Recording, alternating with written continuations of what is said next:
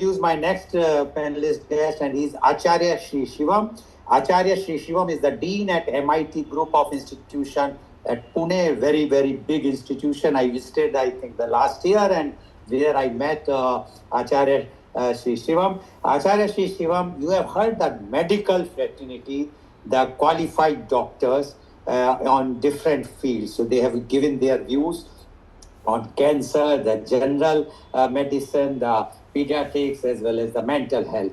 Now, you are not a medical doctor, but you are doing lots of you are with your podcast as well as your videos. You are every day you are sending the messages, positive messages. We would like to know about from you the holistic wellness of the person, and by that means the society or the country of you. So Acharya Sri Shivam on a very, very important day, that is a World Health Day. Namaste to everyone, and thank you so much, Dr. Lal Goel, for this beautiful opportunity. Today, as you rightly mentioned, that I'm here since the meeting started and I could hear everybody. And it's so wonderful to see the doctors coming together globally and discussing on something which is really very serious. And today I'm going to talk from disease care to inner health. In India, in ancient India, there is a saying called Pehla Sukh Nirogi Kaya.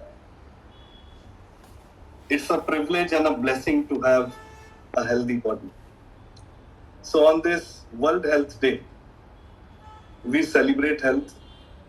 But I want to ask something very simple. Are we truly healthy? Or just managing disease? Today we have better hospitals, better medicines, but inside, are we at ease? That's the biggest question. Today the world is not only facing physical illness, but also stress, anxiety, and inner restlessness. When I see, even in my university, when I see students, even faculty, when I interact with people, even doctors, I have many friends who are doctors, engineers, in corporate. When I go and because I believe in dialogue. Whenever I go, whenever I talk, I believe in dialogue because then only I can hear their story. So I speak 60% and 40% I hear. And that makes a beautiful combination. So when I hear their story, I see there is so much restlessness, there is so much uneasiness. And disease is what actually? Absence of ease. So we have increased lifespan through various medicines, different sort of treatments, but have we improved the quality of life? So today I'm going to talk about the quality of life because somewhere something is missing. And I would like to remind all of you, my doctor friends, in the ancient world, the physicians were not respected because they could cure disease. They were respected because people did not fall ill in their presence. In ancient world, the physicians were not respected. This may sound very intriguing. So their work was not to fight illness, but to create a way of living where illness could not enter. Today we have perfected the art of treatment. We have so much AI, machinery, and all the gadgets, whatever the possible thing. Even we have gadgets which can help you to have a better quality of sleep. I don't know how much these gadgets can really work in real life. So we have perfected the art of treatment and forgotten the wisdom of living. So today we will touch upon the topic wisdom of living. And remember, health is not something you achieve after disease. It is something you live before it. When we are born, how we are And before we talk about the physical health, we must discuss our inner health. Even in the Yoga Sutras, Patanjali mentioned, Yoga Chitta Vritti Nirodha. We have so many uneven qualities in our chitta, in our mind, in our consciousness. And because of those negative accumulations from our thoughts, from our memory, from our communication, the people we interact with, the company we have, all those accumulations, even science has also did so much research on it. They all are accumulated in our physical body.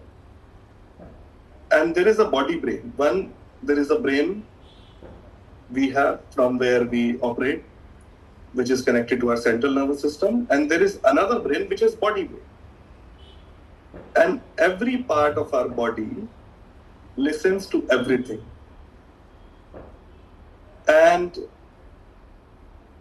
when we interact with our body, when we communicate with our body guides us. We have circadian circle. We all have seen pigeons, sparrows, and so many creatures in nature. They come back in the evening. They wake up in the morning at a certain time. How? I've never seen pigeons wearing a watch. They don't have Apple gadgets and the best products. But how do they do that? That's the question. Because they have a certain intelligence in their consciousness. If they have intelligence, what about human beings? Of course, we also have that intelligence, but we have lost touch with ourselves. And because we have lost touch with ourselves, we have lost touch with the sensitivity which we have. Our body tells us when to stop eating. But craving is bigger than hunger. We want to eat so many jalebis, we want to eat so many paranthas and all that. We never listen to our body. And because we never listen to our body, we don't know how to live. And the wisdom of living tells us the way of living. So, remember, health is not something you achieve after disease. It is something you live. Health is a state of inner harmony. Now the question is, what is inner harmony? I would like to use a Sanskrit terminology, mansa vacha karmana. When our thoughts, speech, and actions are not aligned, let me repeat once again. When our thoughts, speech, and actions are not aligned, there is disharmony in the body. There is disharmony in the inner body. And when there is disharmony, it reflects in our physical body. It reflects in our actions. We may speak something, we may think something, we may act something. Many times we want to say something to the other person, but we plan what I have to say. And then we say something, and our actions are different. So there is disharmony. Now the question is it possible to experience that inner harmony? And the answer is yes, it is possible. Because everything is mind. When Buddha says mind is everything, what you think you can become. If the mind is restless, the body cannot be at peace. So now the question is how to take care of the mind in order to take care of our body. Because everything is connected. We can take care of our body very well. We can go to wonderful gym, top class treatment, spas, and everything, whatever is possible. But if you have stress, anxiety, negative thoughts in your mind, you can never be at ease. Just think tomorrow is your deadline and you have to submit something to your manager, to your bosses. How your body will react? I have seen many people suffering from loose motions, panic attacks, and they behave in a different way. They don't know how to react, and their body is totally uneasy. and they don't know what to do. And sometimes I've seen people trapped in high fever, 104, 105. Why? Because what we think, that thought gives message to each and every particle of our body, our DNA, our cells, our nucleus. The cortisol level goes high. The enzymes in the body reacts in a very different way, and our central nervous system is not at ease. And because our cortisol level is very high, the message goes to the central nervous system that there is something which is uneasy, take some action. And our body is always on a survival mode. So first of all, we have to think about our mind. How to take care of this restless mind. If the mind is restless, the body cannot be at ease. So we take care of the body, but we forget the one who's living inside the body. When Shankaracharya says, Vichar Aushadhi, it means your thoughts are medicine. So we have to use our thoughts wisely. And a silent mind is the foundation of a healthy life. Now the question is, how many times our mind is silent? Almost zero. Is it possible to silence the mind? And if yes, then how is the question? So let us not just talk about health, let us experience it. So I invite you to, for a beautiful practice for 30 seconds, very gently, wherever you are, just be at ease, close your eyes, and just relax your whole body. And just give a message to your mind that for the next 30 seconds, I'm not going to listen to anything, and I'm totally with myself, no matter what the situation is. Gently inhale and exhale. When you inhale, just feel your breath. And as you exhale, just let go of stress. Inhale, feel the energy. And you exhale, let go of all the unnecessary burden you carry. Relax your shoulders. Relax your jawline. Relax your facial expressions. Relax your stomach, your legs, your both the hands. And just observe, is there any tension in any physical part of your body? And if yes, then look into it, zoom in, and just let go.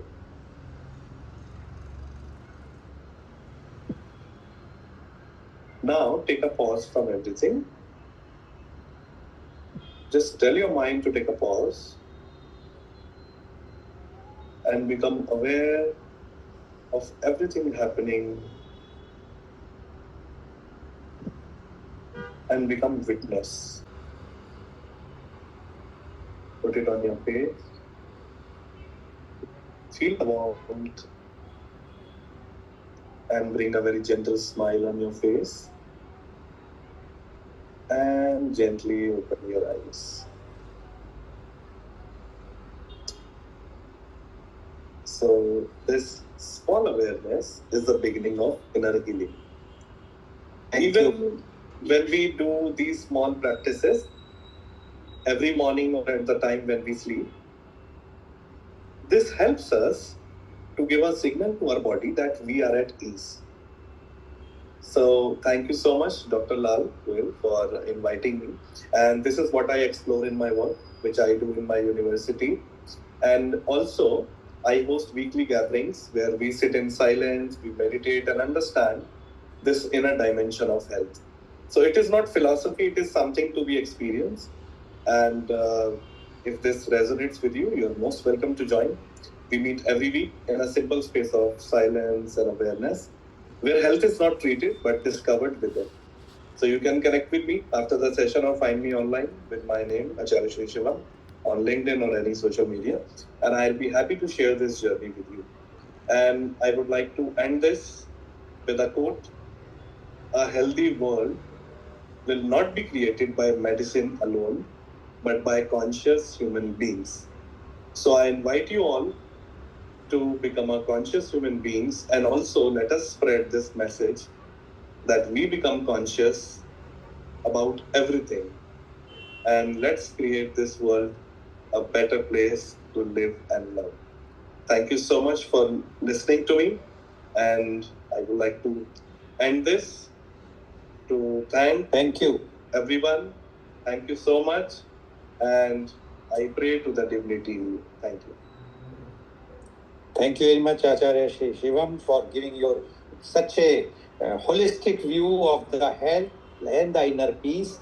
And you have given the experience, practical experience in a span of 1 or 2 minutes.